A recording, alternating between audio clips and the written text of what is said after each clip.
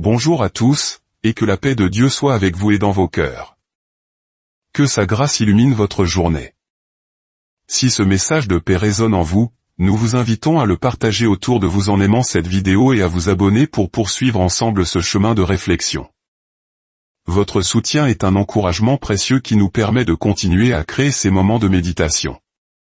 Vous avez sans doute déjà entendu cette question, devenue presque un slogan, que ferait Jésus ? C'est une question puissante, qui nous pousse à aligner nos actions sur son exemple. Mais aujourd'hui, je vous invite à plonger plus profondément, à explorer une dimension peut-être moins familière, mais absolument fondamentale. La question n'est plus seulement « Que ferait Jésus ?» mais « Que penserait Jésus ?»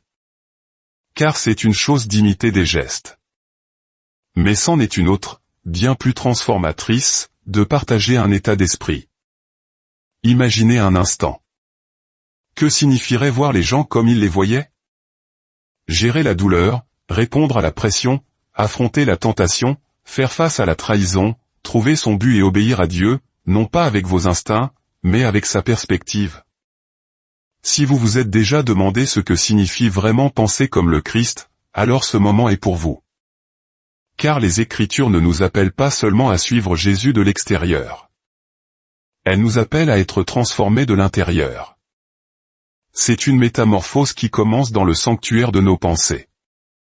Dans sa première lettre aux Corinthiens, l'apôtre Paul écrit une phrase qui devrait secouer toutes nos certitudes sur la maturité spirituelle. Il ne dit pas « nous pourrions avoir » ou « nous devrions avoir ». Il déclare « or nous avons la pensée de Christ ». Prenez un instant pour laisser cette vérité s'infuser en vous. C'est une possession actuelle, un don déjà offert. Dans une culture obsédée par le moi ou l'expression de soi, la promotion de soi, la préservation de soi ou la pensée de Christ est à contre-courant. Elle confronte nos certitudes, elle nous enseigne l'humilité, elle nous appelle à l'abandon. Pendant que le monde nous dit « pense à toi d'abord », Jésus dit « prends ta croix ». Pendant que le monde nous pousse à grimper toujours plus haut, lui s'est agenouillé toujours plus bas. Pendant que le monde nous crie de protéger notre image, Jésus a renoncé à sa propre gloire. La vraie question n'est donc pas seulement ce que Jésus ferait dans une situation donnée, mais ce qu'il penserait au milieu d'une dispute enflammée, dans une saison d'attente interminable, ou dans une pièce remplie de rejets. Que penserait-il du statut, de la richesse, de l'influence, de la vengeance ? Et plus important encore, comment pouvons-nous, vous et moi, commencer à penser de cette manière ? Commençons notre exploration.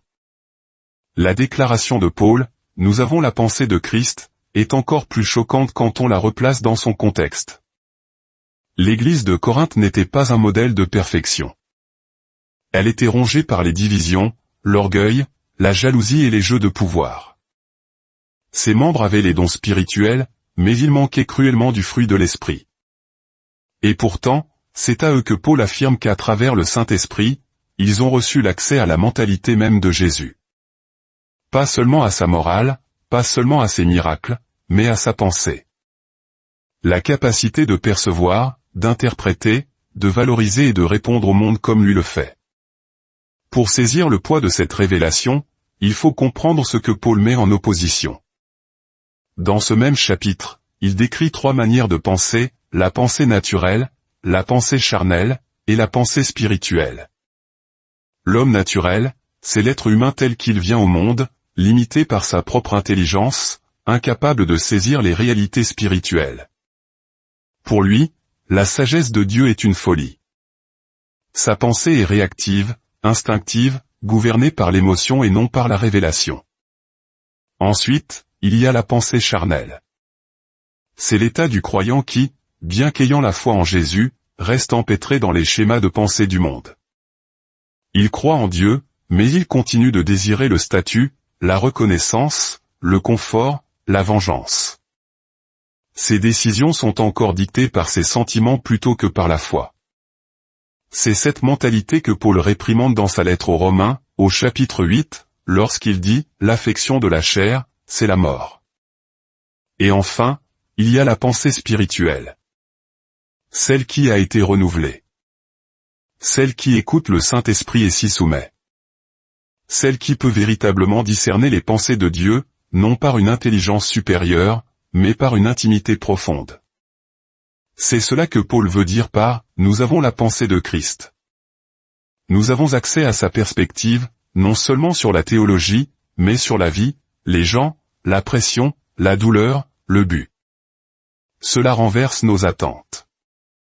Jésus n'est pas seulement venu sauver votre âme. Il est venu transformer votre esprit. Et cette pensée, Jésus l'utilisait chaque jour. Il voyait au-delà des manipulations. Il restait calme au milieu du chaos. Il savait quand parler et quand garder le silence. Il a choisi la compassion plutôt que la facilité.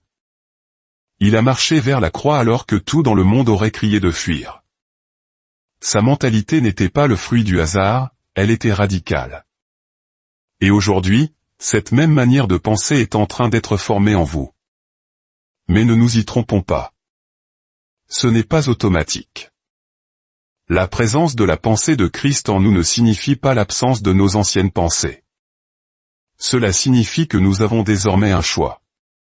Le choix de la vérité sur le mensonge, de la paix sur la panique, de l'abandon sur l'effort personnel. Et ce choix se présente chaque jour, à chaque instant, dans chaque bataille intérieure. Avez-vous déjà vécu un moment où votre première réaction était l'orgueil, l'anxiété ou la colère, mais où quelque chose vous a arrêté? Une pause, une douce conviction intérieure, un changement de perspective. Ce n'est pas simplement vous qui devenez une meilleure personne. C'est le Saint-Esprit qui vous attire dans la pensée de Christ. C'est une interruption surnaturelle, vous offrant le point de vue du ciel dans une situation humaine. Cette mentalité ne se fabrique pas. Elle se reçoit, puis se renouvelle. Comme le dit Romains 12h2, soyez transformés par le renouvellement de l'intelligence. Non pas une fois, mais encore et encore. Alors, si nous avons réellement la pensée de Christ, à quoi ressemble-t-elle en action? Que se passe-t-il lorsque la perspective divine entre dans les décisions humaines? Pour le découvrir, nous n'avons pas besoin de spéculer. Jésus ne nous a pas seulement laissé des enseignements, il nous a donné un modèle. Et ce modèle n'était pas enveloppé de statuts, d'applaudissements ou de pouvoir. Il était enveloppé dans une simple serviette de serviteur. Si vous voulez voir la pensée de Christ à l'œuvre, allez directement au chapitre 2 de la lettre aux Philippiens. Paul y écrit, « Ayez en vous les sentiments qui étaient en Jésus-Christ. » Puis il décrit quelque chose de si contraire à notre logique, de si offensant pour notre orgueil, que nous passons souvent à côté de sa portée radicale. Jésus, qui était pleinement Dieu, s'est dépouillé lui-même. Il ne s'est pas accroché à ses droits divins. Il n'est pas venu pour dominer ou exiger la reconnaissance. Il s'est fait néant. Il a pris la forme d'un serviteur. Voilà le point de départ pour avoir la pensée de Christ. Ce n'était pas une stratégie, ni une performance. C'était la nature même de Jésus, révélée à chaque pas. Le Dieu fait chair s'abaissant plus bas que quiconque ne l'aurait imaginé. Cette notion de sacrifice pour un but plus grand résonne profondément dans le cœur de nombreux Coréens, qui se souviennent des périodes de reconstruction après la guerre, où le nous primait sur le jeu pour l'avenir de la nation.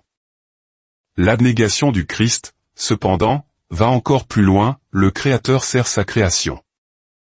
Notre monde ne récompense pas celui qui se dépouille. Il récompense celui qui construit sa marque, qui se met en avant, qui prouve sa valeur. Mais Jésus, qui méritait tout, a tout donné. Et il l'a fait avec joie. Il n'a pas seulement enseigné l'humilité, il l'a vécu. Il s'est agenouillé pour laver les pieds de ceux qui allaient l'abandonner. Il a touché les lépreux que personne n'osait approcher. Il est entré dans des villes pleines de rejet et y a quand même offert la guérison. Car Jésus n'est pas venu pour être servi, mais pour servir. Et si vous voulez sa pensée, vous devrez accepter de faire cette même descente. Rendons cela concret. Dans votre vie quotidienne, qui a le dernier mot dans vos disputes? Qui servez-vous quand personne ne regarde? Comment réagissez-vous quand votre ego est blessé ou quand vos efforts ne sont pas reconnus? l'orgueil criera pour être vu. L'humilité servira en secret. Choisir de s'abaisser ne signifie pas que vous valez moins. Cela signifie que vous lui ressemblez davantage. Et la beauté de ce principe, c'est que Dieu n'oublie pas les serviteurs. Dans ce même passage où Jésus se dépouille, il nous est dit que Dieu l'a souverainement élevé. C'est la logique du royaume, quiconque s'humilie sera élevé. Si l'humilité est le fondement de la pensée du Christ, ce qui en découle est inévitable, l'obéissance. Car Jésus ne s'est pas seulement abaissé pour servir, il s'est abaissé pour obéir. Même lorsque cela faisait mal, même lorsque cela lui coûtait tout. Ce n'était pas une simple obéissance physique, mais une soumission du cœur, un choix de faire entièrement confiance au Père, peu importe l'issue. Paul ne mâche pas ses mots. Dans Philippiens 2, il dit que Jésus s'est rendu obéissant jusqu'à la mort, même jusqu'à la mort de la croix. Obéir jusqu'à la mort signifie qu'il n'y avait aucune condition, aucune négociation, aucun plan B. Nous voyons cette obéissance à son paroxysme dans le jardin de Gethsémané. Ce n'était pas une prière sereine et paisible. C'était une agonie. La sueur mêlée de sang, les amis endormis, la trahison imminente, la croix qui se profile et le poids de chaque péché, de chaque honte et de chaque maladie de l'humanité pesant sur ses épaules. Et pourtant, au milieu de cette angoisse, il a murmuré ces mots, « Toutefois, que ma volonté ne se fasse pas, mais la tienne. » Ce n'est pas un abandon passif. C'est une soumission violente. C'est une guerre dans l'âme. C'est cela, penser comme le Christ. Non seulement vouloir la volonté de Dieu quand elle est facile, mais la vouloir quand elle écrase notre chair, quand elle coûte notre orgueil, quand elle réécrit tous nos plans. Avez-vous déjà dû obéir alors que votre cœur doutait? Quand Dieu vous a demandé de pardonner à quelqu'un qui ne s'est jamais excusé? De quitter une situation sécurisante sans savoir ce qui vous attendait? L'obéissance n'est pas toujours spectaculaire. Parfois, ce sont juste des larmes sur un oreiller et un oui murmuré que personne d'autre n'entend. Mais le ciel l'entend. Car chaque acte d'obéissance, chaque abandon silencieux est une déclaration, « Dieu, je te fais plus confiance qu'à moi-même. » C'est ainsi que Jésus a tout conquis. Il n'a pas gagné la guerre en dominant ses ennemis. Il l'a gagnée en s'offrant lui-même. L'obéissance jusqu'à la mort est le lieu où commence la résurrection. Peut-être est-ce là où vous vous trouvez en ce moment, obéir dans l'obscurité, faire confiance sans voir clair. Cela ressemble à une perte, à un silence. Mais ce n'est pas la fin. C'est votre Gethsémané, et la résurrection vient. Mais quel était le moteur de cette humilité et de cette obéissance? Un amour si radical, si illimité, qu'il défie l'entendement humain. Cet amour n'était pas sélectif, réservé aux méritants. Il a tendu la main aux ennemis, a embrassé les brisés et a accueilli les indignes. Jésus a constamment brisé les normes sociales de son temps. Il a dîné avec les collecteurs d'impôts, méprisés de tous. Il a conversé avec une femme samaritaine, un double tabou. Il a touché les lépreux. Lorsque les pharisiens, scandalisés, l'ont interrogé, il a répondu, « Ce ne sont pas les bien portants qui ont besoin de médecins, mais les malades. Je ne suis pas venu appeler des justes, mais des pécheurs. » Ce n'était pas une simple défense, c'était la déclaration de sa mission. Dans notre société prompte à juger et lente à pardonner, cet amour nous met au défi. Jésus nous ordonne, aimez vos ennemis, et priez pour ceux qui vous persécutent. C'est un appel à incarner l'amour que nous avons nous-mêmes reçu. C'est la parabole du fils prodigue, où le père court à la rencontre de son fils rebelle, une image puissante de l'empressement de Dieu à pardonner et à restaurer. Cet amour, qui ne tient pas de compte et n'attend pas d'excuses pour initier la réconciliation, est au cœur de la pensée du Christ. Si l'amour était le carburant de la pensée de Jésus, alors la vérité était le champ de bataille où elle était défendue. Dès que vous commencez à vivre avec la pensée de Christ, l'ennemi viendra la contester. Et il ne se présentera pas avec une fourche, mais avec une pensée. Ce n'est pas une coïncidence si, juste après son baptême, après que les cieux se furent ouverts et que le Père eut parlé, Jésus, rempli du Saint-Esprit, fut conduit au désert. Et que fit Satan? Il n'a pas essayé de maîtriser Jésus par la force. Il a essayé de le déstabiliser par la parole. Si tu es le Fils de Dieu, fut la première attaque. Pas une épée, mais une suspicion. Pas une arme, mais un murmure.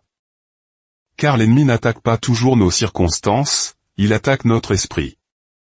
Notre génération est la plus surstimulée et la plus submergée d'informations de l'histoire. Nous entendons des mensonges si souvent qu'ils commencent à ressembler à la vérité. C'est là, au milieu de ce chaos, que la vraie guerre a lieu, dans vos pensées. C'est pourquoi l'apôtre Paul nous dit d'amener toute pensée captive à l'obéissance de Christ.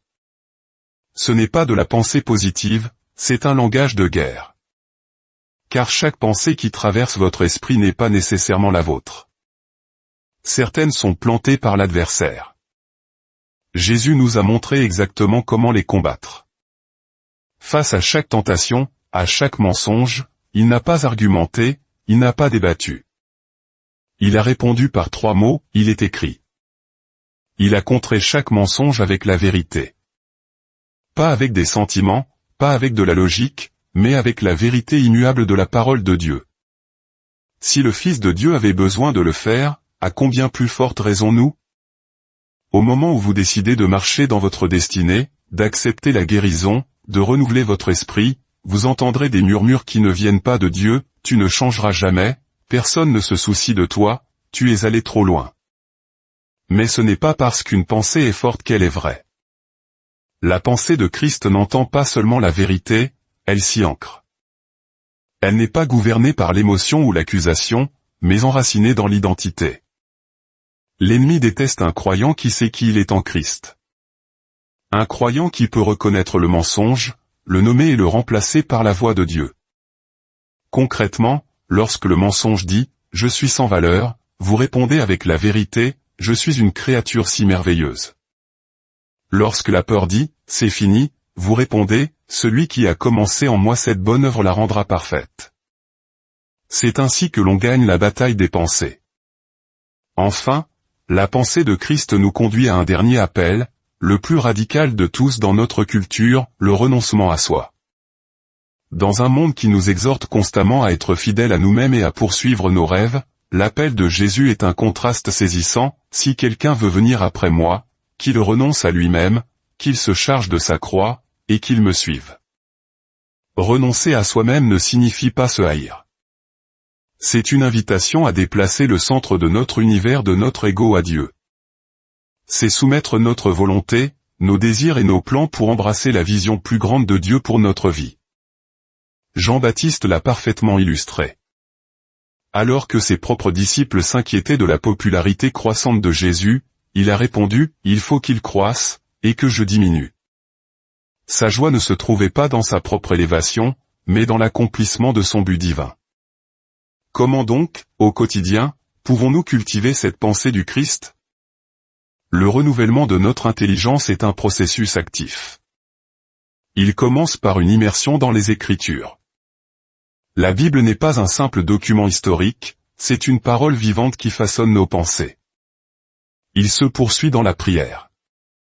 La prière n'est pas un rituel, c'est un dialogue intime avec notre Créateur, où nous alignons notre cœur sur le sien. Il s'accomplit dans l'abandon. Comme Jésus à Gethsémanée, nous choisissons de faire confiance au plan de Dieu, même quand nous ne le comprenons pas. Et il se vit en communauté. Nous ne sommes pas faits pour cheminer seuls. La communion fraternelle, le soutien mutuel, rappelle d'une certaine manière notre concept coréen de « ce lien affectif profond qui unit les membres d'une communauté et les porte dans les épreuves ». Adopter la pensée de Christ transforme tout, nos relations deviennent des lieux de grâce, nos réactions sont empreintes de patience, nos décisions sont guidées par l'intégrité et notre vie laisse un héritage qui dépasse le temps. En conclusion de ce parcours, nous réalisons que ce chemin est moins une question d'effort intellectuel qu'une transformation du cœur. C'est un voyage quotidien d'humilité, d'obéissance et d'amour. Tournons-nous maintenant vers Dieu dans la prière. Père céleste, nous venons devant toi avec des cœurs humbles, reconnaissant notre profond besoin de ta puissance transformatrice. Pardonne-nous pour les fois où nous avons laissé les pensées du monde façonner nos réactions et nos désirs. Crée en nous un cœur pur, ô Dieu, et renouvelle en nous un esprit bien disposé. Seigneur Jésus, toi qui es le modèle parfait de l'humilité et de l'obéissance, enseigne-nous à marcher sur tes pas. Apprends-nous à servir, à aimer sans condition et à considérer les autres comme supérieurs à nous-mêmes. Saint-Esprit, guide-nous dans toute la vérité. Illumine les zones de notre esprit qui ont besoin de transformation. Remplace nos pensées d'orgueil par la sagesse qui vient d'en haut, et façonne nos désirs pour qu'ils s'alignent sur ta volonté parfaite. Nous t'abandonnons nos plans, nos ambitions et nos peurs, confiant qu'en perdant notre vie pour toi, nous trouverons la vraie vie. Que nos esprits soient renouvelés de jour en jour, afin que nous puissions discerner ce qui est bon, agréable et parfait à tes yeux. Au nom de Jésus-Christ, notre Seigneur et Sauveur, nous prions. Amen. Alors que nous avançons à partir de ce moment, puissions-nous le faire avec des esprits renouvelés et des cœurs transformés, incarnant l'humilité, l'obéissance et l'amour du Christ dans tout ce que nous faisons. Ayez en vous les sentiments qui étaient en Jésus-Christ. Soyez bénis.